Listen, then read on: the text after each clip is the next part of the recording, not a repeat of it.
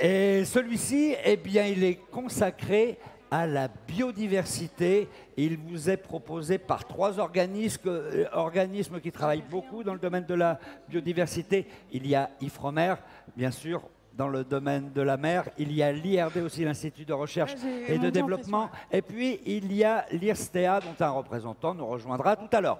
Les règles du jeu, les amis, elles sont très très simples.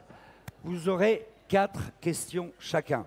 Vous êtes 2 équipes. Alors, je peux vous signaler qu'ils ont déjà choisi leur nom. Vous vous appelez comment? Vas-y, parle dans le micro. Les Mérons ou les Mérous?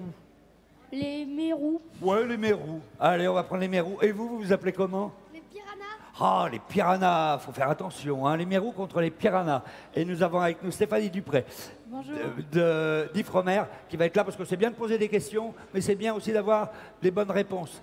Donc, et d'expliquer un petit peu. Alors voilà, ça va être très simple, 4 questions chacun, et puis bah, si jamais vous êtes à égalité, on vous départagera avec une 9e question. Une petite précision, si vous commencez à répondre à une question, c'est votre tour de répondre à une question, et si vous n'avez pas la bonne réponse, l'équipe d'en face, les piranhas, a le droit de répondre. C'est OK? Et vous aurez le droit de répondre si eux n'arrivent pas à trouver la bonne réponse à leur question. Vous allez voir, ça va très bien se passer. Bon, alors, qui va commencer? Vous voulez, on fait ça un petit pile ou face, classique? Alors, ça, c'est pile. OK. Ça, c'est face. Les piranhas, qu'est-ce que vous choisissez? Face, ils se sont mis d'accord pour face. Hop. Eh bien, c'est pile qui commence. Ce sont les Mérous qui commencent. Alors, c'est parti pour une première question d'Ifremer.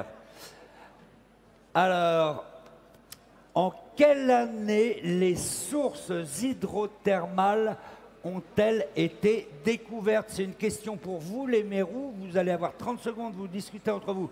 En quelle année les sources hydrothermales ont-elles été découvertes? Je vous aide un peu. Des sources hydrothermales, ce sont des sources, allez, on les aide, Stéphanie, qui se situent au fond de la mer, des sources d'eau chaude.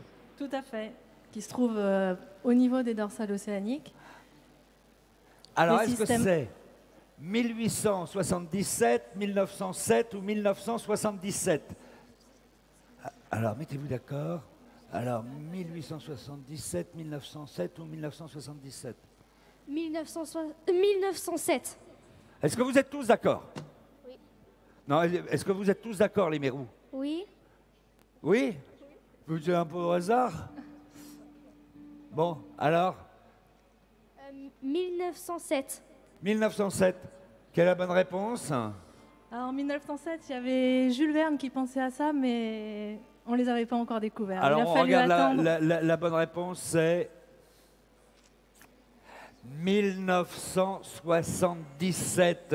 Une petite explication, Stéphanie, sur les sources hydrothermales, s'il vous plaît.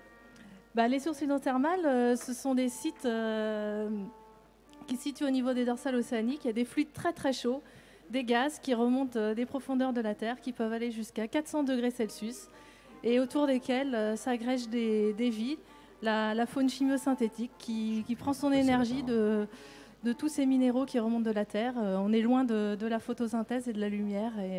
Et ces sources, eh ben, elles ont été découvertes pour la première fois seulement en 1977. L'exploration des océans a pris son temps depuis, je le mentionnais tout à l'heure, l'imagination de Jules Verne à la fin du 19e. Et on est encore à l'heure actuelle en termes de découverte, puisque très peu Il y a de... beaucoup de choses à découvrir, hein, encore. Les fonds océaniques sont très peu connus finalement, Très encore bien. aujourd'hui. Très bien, on va passer à la deuxième question. Bon, là, j'ai pas tout à fait respecté les règles du jeu parce que j'aurais dû vous proposer de donner la réponse. Mais vous saviez? Ouais, ok. Bon, de toute façon, on va continuer sur cette première question. Je ne leur donnerai pas la parole non plus, comme ça, on repartira, tout le monde sera à égalité. C'est parti. Regardez un petit peu face à vous. Remarquez, c'est plus simple de regarder quand même l'écran. Deuxième question. À quoi servent les panaches rouges? Regardez cette drôle de bête. À quoi servent les panaches rouges situées à l'extrémité de l'Alvinella pompeiana ou appelé ver de Pompéi? Vous voyez un petit peu les panaches rouges là, à l'extrémité. Alors, est-ce que ça sert à respirer l'oxygène de l'eau de mer c'est-à-dire que ce sont des branchies, vous savez, un petit peu comme pour les poissons. Est-ce que ça sert à se déplacer sur les parois des cheminées? Les cheminées, c'est ce qu'on a vu avant, d'accord? Donc ce sont des sortes de pieds qui sont munis de ventouses.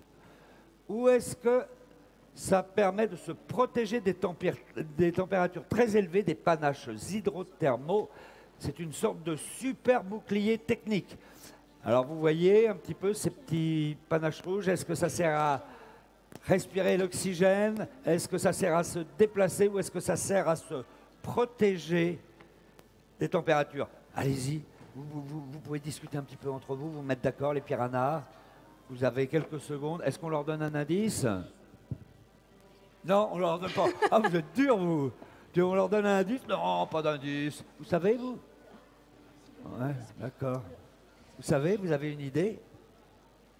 Ouais. Ouais, arrêtez, hein, il y a des représentants d'Ifremer, là, je vois. Vous trichez. C'est une question difficile. Est-ce que les piranhas... C'est une question difficile? Très difficile, oui. Bah oui, mais c'est un drôle d'animal, hein, quand même. On le trouve donc sur Au niveau des sources hydrothermales, les sorties actives de gaz. Bon, allez les piranhas, c'est à vous. Elle sert à respirer l'oxygène de l'eau de mer. Ce sont des branchies. Respirer l'oxygène de l'eau de mer, ce sont des branchies. Ah, on va regarder tout de suite la réponse. Bravo. Waouh, bravo les piranhas, on peut les applaudir, s'il vous plaît. Voilà, vous avez gagné un bouchon. C'est pour marquer votre point. D'accord? Alors, petite explication. Et oui, c'est exact. Bravo, vous avez bien répondu. Vous avez peut-être hésité avec le bouclier thermique, je ne sais pas. Mais il y a quelques années, en fait, la réponse aurait pu être C. Puisque pendant longtemps, on a pensé que ces verres s'accoutumaient à des températures très élevées, de l'ordre de 150 degrés. Mais récemment, en 2013, des équipes de chercheurs ont pu ramener du fond sous pression ces verres de Pompéi et les soumettre à des températures très élevées. Et en fait, comme toute la vie par ailleurs, ils ont succombé après 50 degrés Celsius. D'accord. Voilà. Donc effectivement, le rouge correspond à l'hémoglobine et à tout l'oxygène qu'ils prennent, comme beaucoup d'autres êtres vivants, au niveau de ces sources hydrothermales actives. Bravo les piranhas, ils sont contents. Hein. On passe tout de suite à la troisième question pour les mérous. Vous êtes prêts? Alors, encore un drôle d'animal hein, proposé par Ifremer, des drôles de petits animaux marins qu'ils vont chercher en profondeur. Pourquoi les pattes du kiwa hirsuta ou crabe yeti, bah oui, il porte bien son nom, hein, le crabe yeti, pourquoi ces pattes sont-elles recouvertes de poils? Est-ce que c'est pour se protéger du froid polaire? Est-ce que c'est pour cultiver des bactéries qui lui permettent de se nourrir? Ou est-ce que c'est pour garder sa place de grande star de la biodiversité des grands fonds? Alors, je vais vous aider un petit peu. Vous voyez, ça c'est un petit crabe yeti, on l'appelle comme ça. Et est-ce que tous les poils là qu'on voit, ça sert à se protéger du froid, parce qu'il fait très froid, il vit dans l'eau, ok? Est-ce que ça lui sert à cultiver des bactéries, des toutes petites bêtes qui lui permettent de se nourrir, ok? Ou est-ce que c'est pour garder sa place de star, parce qu'il se prend un petit peu pour une star, un champion de la biodiversité? Alors réfléchissez un petit peu, discutez entre vous. Vous avez le temps? Vous avez une idée? Non? Ouais, petite? Vas-y, montrez-moi. Hein? On leur donne un indice? Ils sont jeunes, regardez. La chimio-synthèse. Les pauvres petits mérous. Vous avez trouvé? Vous avez une proposition à faire? Toi, tu as une proposition? Tu as une idée? Alors, c'est quoi? Donne-lui le micro. Ah, voilà, à toi. Pour cultiver des bactéries qui lui permettent de se nourrir. Alors? Bravo, c'est ça. Très bien. Bravo. Bien joué. Stéphanie, donne-nous quelques explications, s'il te plaît. Oui, vous auriez pu répondre froid polaire, parce qu'effectivement, il fait très froid, il fait 2 degrés au fond de la mer au niveau des sources hydrothermales, mais la plupart des animaux s'habituent très bien à ces 2 degrés. Et effectivement, il n'y a pas de faune sans, je vous en ai parlé tout à l'heure, sans chimiosynthèse. Et en fait, il y a toute la macrofaune, dont ces crabes, qui sont associés avec toute une série d'organismes microbiens, des archées, des bactéries. Et ils vivent donc en symbiose, et c'est par l'intermédiaire de ces bactéries qui entraînent des processus physico-chimiques qui peuvent se nourrir mutuellement. Très bien. Alors on va continuer, mais on va passer à des questions qui nous sont proposées, cette fois-ci par l'IRD, l'Institut de recherche et de développement. Mais tu peux rester avec nous, après tout, Stéphanie. Et puis on a Christophe. Tiens, Christophe, viens nous rejoindre, va monter, qui est de l'IRSTEA, qui est un spécialiste des insectes. Ce sera pour les questions d'après. Mais on n'a personne là pour l'IRD pour répondre. Mais on va se débrouiller hein, pour apporter des petites réponses, hein, je suis sûr, hein, entre les deux spécialistes que vous êtes. Allez, c'est parti pour une 4e question. Et celle-ci s'adresse à nos piranhas. Alors, quelle est la plus grande forêt tropicale du monde? Est-ce la forêt d'Afrique centrale? Est-ce que c'est la forêt de Russie? Ou est-ce que c'est la forêt d'Amazonie? Vous avez une idée où ça se situe, tout ça? Un petit peu, la forêt d'Afrique centrale, l'Afrique, vous voyez où c'est. Donc, est-ce que c'est la forêt qui est au milieu de l'Afrique? Est-ce que c'est la forêt qui est en Russie? Ou est-ce que c'est la forêt qui est en Amazonie? Vous savez sur quel continent c'est, l'Amazonie? Amérique du Sud, parfait. Très très bien. Alors, vous réfléchissez longtemps ou C'est l'Amazonie. C'est l'Amazonie? Ah, on va regarder si c'est la bonne réponse. Eh bien, bravo. Je vous mets tout de suite un bouchon que vous avez bien mérité. Et oui, c'est la forêt amazonienne. Je peux vous dire qu'elle fait exactement 1, ben oui. Ah, attendez, oui. Est-ce qu'on a une bonne réponse qui doit s'afficher? Oh, ah bah non. Ok. Donc, c'est bien la forêt d'Amazonie. C'est la plus grande forêt. Après... C'était pas loin, on les connaît, ce sont les forêts, la forêt qui est en Afrique centrale, toute la forêt du bassin du Congo, et puis ensuite les forêts d'Asie du Sud-Est. Ce qu'il faut préciser quand même, c'est que certaines de ces forêts aujourd'hui sont un petit peu menacées. On peut peut-être en dire un petit mot. Ça, c'est ce qu'on appelle des forêts tropicales humides. Elles sont un petit peu menacées, notamment par les cultures qui gagnent du terrain, les cultures, les palmiers, l'huile de palme, etc. Est-ce qu'on peut rajouter un petit quelque chose, Stéphanie? Oui. Ben, effectivement, tous les sols sont bien lessivés et ont un impact qui ne se limite pas seulement aux terrestres, mais aussi aux marins, puisqu'il y a du transport de tous ces matériaux jusqu'en fond de mer et où on modifie aussi les conditions sur le fond de la mer et donc on impacte aussi les écosystèmes profonds. D'accord, merci pour ces précisions.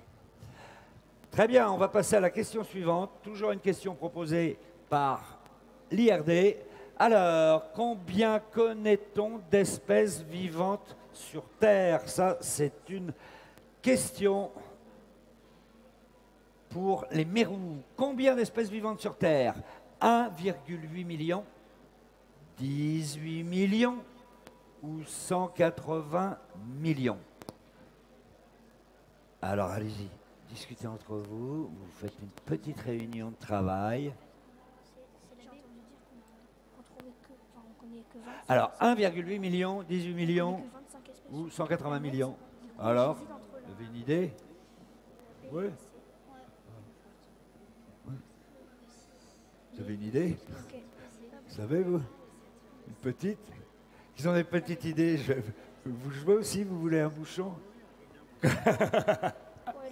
C'est bon? Alors, allez-y. Combien? La B. La B. Ah, attendez, avant... Ah. Ok, elle a été affichée, donc je ne peux pas demander à l'équipe des Piranhas de jouer, parce que ce serait un peu trop facile quand même.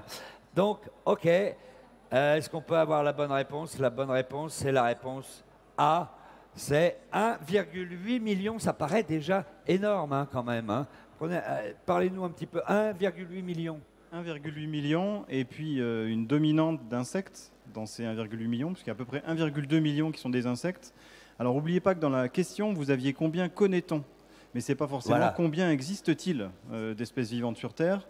Ne serait-ce que pour les insectes, on pense qu'on peut en rajouter entre 5 et 80 millions des espèces à ce 1,2 million. Donc on n'est pas au bout de nos efforts, sachant qu'on en décrit à peu près 10 000 par an. il nous faut encore un paquet d'années avant d'arriver au bout de l'inventaire. D'accord, donc ça c'est important à préciser, c'est vraiment ce que l'on connaît, ce que l'on a identifié aujourd'hui. Hein. Mais on a encore, c'est ce qu'on disait tout à l'heure, sur les fonds marins notamment, ou partout. Hein. Les insectes, c'est vrai qu'on en connaît très très peu, mais on va être amené à en parler. Auquel il faut rajouter toutes les espèces marines, bien évidemment. Toutes les espèces marines, voilà, très bien. Alors, pas de bouchon pour vous, les mérous, mais attendez, ça va peut-être venir hein, quand même. Alors, question suivante. Pour les piranhas, que fait cette abeille? Vous la voyez, l'abeille, là, sur le bout du nez de cette tortue. Est-ce qu'elle se nourrit de la larme de la tortue? Est-ce qu'elle nettoie le museau de la tortue? Ou est-ce qu'elle attrape la tortue pour défendre son territoire? C'est à vous, les piranhas, de jouer. Est-ce qu'elle attaque la tortue pour défendre son territoire? Est-ce qu'elle nettoie le museau de la tortue? Est-ce qu'elle se nourrit de larmes de la tortue? Elle se nourrit de la larme de la tortue. Ah ah. Alors attendez, on va regarder quelle est la bonne réponse. Bravo. Vous connaissiez la réponse? Oui. Ah bah alors c'est très bien, et vous allez nous expliquer pourquoi. Alors depuis quand les petites abeilles comme ça vont chatouiller le nez des tortues pour se nourrir et pourquoi? Il n'y a pas que les abeilles qui font ça, elles ne le font pas seulement sur les larmes de tortue. En fait, la plupart des insectes tropicaux ont du mal à trouver et de l'eau et du sel. Or, dans les larmes, il y a de l'eau et du sel.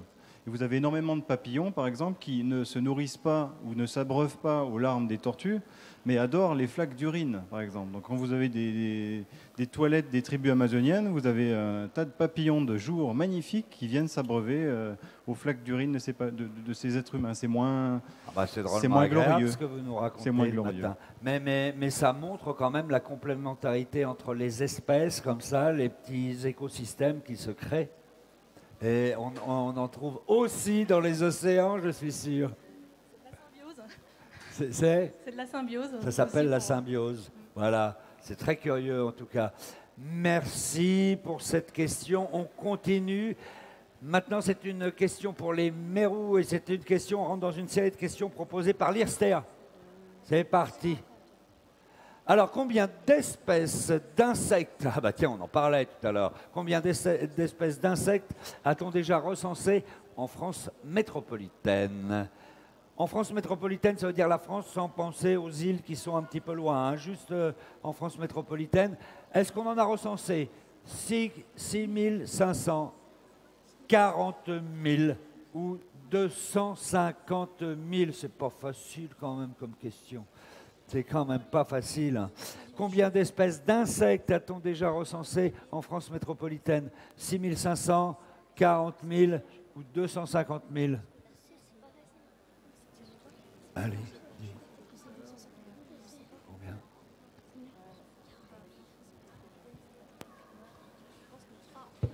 Combien? Vas-y, vas-y. 6500. Alors, 6500. On attend la réponse avec impatience. S'il vous plaît. 40 000. 40 000, c'est pas facile hein, quand même. Alors, explication. C'est pas facile ces questions de chiffres. Bah non. Vous vous rappelez tout à l'heure, on était à 1,8 million d'espèces. Là, je vous avais dit 1,2 million d'espèces d'insectes, mais ça c'était pour le monde entier. 40 000 espèces d'insectes en France, c'est déjà beaucoup.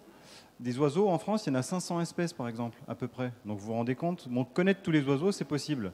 Connaître tous les insectes, pour les scientifiques qui s'y intéressent, donc c'est les entomologistes, c'est quasiment impossible. Et dans ces 40 000, les plus dominants, et les plus nombreux, les plus diversifiés, c'est les coléoptères, les scarabées. Je ne sais pas si ça vous dit quelque chose. Ouais. Il y a à peu près 10 000 de ces 40 000 qui sont des scarabées. Voilà. D'accord. Alors, d'autres chiffres assez impressionnants, non pas en nombre d'espèces, mais en nombre d'individus. On aurait pu vous poser la question aussi. Ou en biomasse. Sachez que pour 1 kilo de chaque être humain, il y a 300 kilos d'insectes. Donc la biomasse des insectes, c'est 300 fois la biomasse des êtres humains à la surface de la Terre. D'accord, très bien. Merci pour ces précisions. On continue. Alors, on en est où? On en est à 3 points pour les piranhas et à 1 point pour les mérous. Allez, il faut y aller les mérous, hein. C'est le moment, hein. Alors, question suivante. Depuis 1992, une association parisienne défend la survie d'une espèce d'insecte dans le métro. Il y a des insectes dans le métro. De quel type d'insecte s'agit-il? Un papillon de nuit inscrit sur la liste des espèces protégées, le grillon domestique qui trouve gîte et couvert dans le métro, ou une espèce de sauterelle étudiée par les scientifiques. Donc, dans le métro parisien, il y a un insecte. Apparemment, il est précieux cet insecte parce qu'il est protégé depuis 1992 par une association. Alors, quel insecte ça peut être? Est-ce que c'est un papillon de nuit? Est-ce que c'est un grillon domestique? Est-ce que c'est une espèce de sauterelle? Réfléchissez, les piranhas. C'est pas votre domaine, ça, hein, les piranhas, le métro. Hein. Allez, réfléchissez. Vous avez une idée? Vous prenez souvent le métro? Vous avez ouvert vos oreilles? Oui.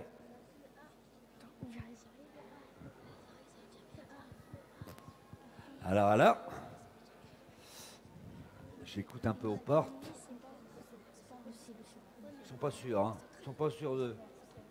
Ah, ça discute beaucoup, hein. Alors, ça discute. Ça y est, vous êtes prêts à vous lancer? Je pense que c'est le grillon. Viens nous annoncer ça.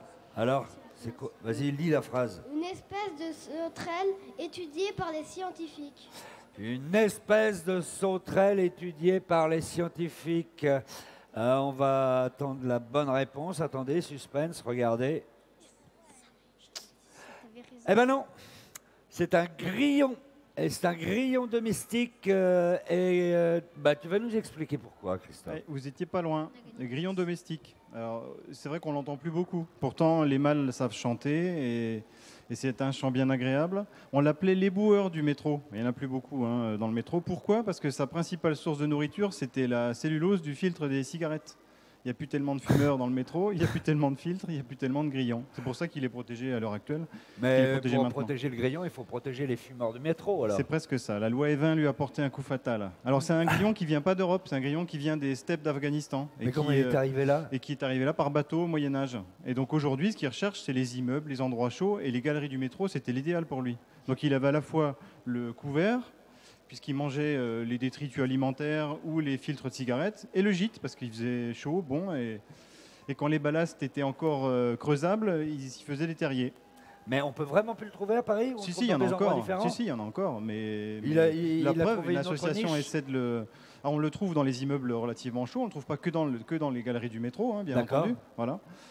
Mais c'était quand même un insecte typique, par son chant notamment, hein, par le chant que les mâles font pour protéger leur territoire et conquérir les femelles, qui donnait un petit cachet au métro. D'accord. Bon, et ben voilà, je ne vous mets pas de bouchon, hein, on est à 3-1. C'est une... on est à... attendez, on est arrivé au résultat, donc sur 4 questions chacun. Ce sont les piranhas qui ont gagné. On peut les applaudir, s'il vous plaît. Bravo les piranhas, on peut les applaudir. Mais bravo aussi les mérous, vous avez bien joué, vous n'avez pas eu des questions faciles.